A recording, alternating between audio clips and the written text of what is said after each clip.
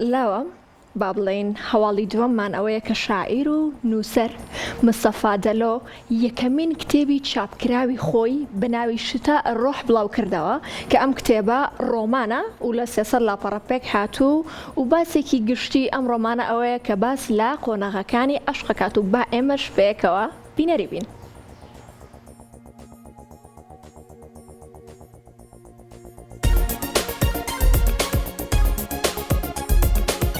شاعیر و نووسەر مستەفا دەلۆ یەکەمین کتێبی چاپکراوی بە ناونیشانی شتا ڕۆح بە زمانی عەرەبی لە شاری هەولێر نمایش کرد.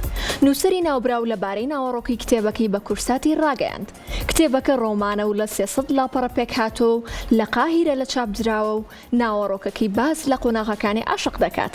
وتیشی چەند نووسەرێکی بەناوبانگی عەرەبی سەرپەرشتی نووسینی کتێبەکەیان کردووە لە ساڵانی ڕابردووش لە پێشەنگای وڵاتی میسر و سعودیە و عێراق و زۆربەی وڵاتانی عەرەبی نمایش کراوە لە ئێستاشدا لە پێشەنگای نێودەوڵەتی هەولێر بەردەستە.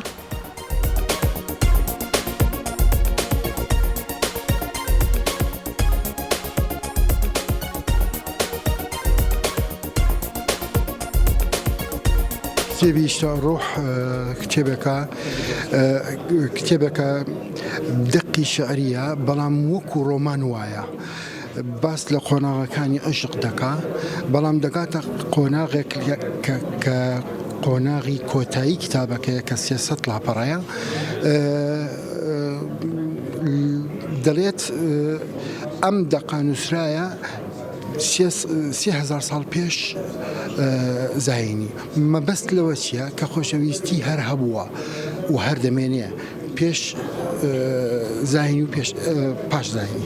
طبعاً زۆربەی لە ئەم کتێبە لە چەند پێشانگایەکی قاهیرە و سعودیە و عێراق و مسر و ئێستش لە پێشانگای کتێبی هەولێر نمایش کرایە.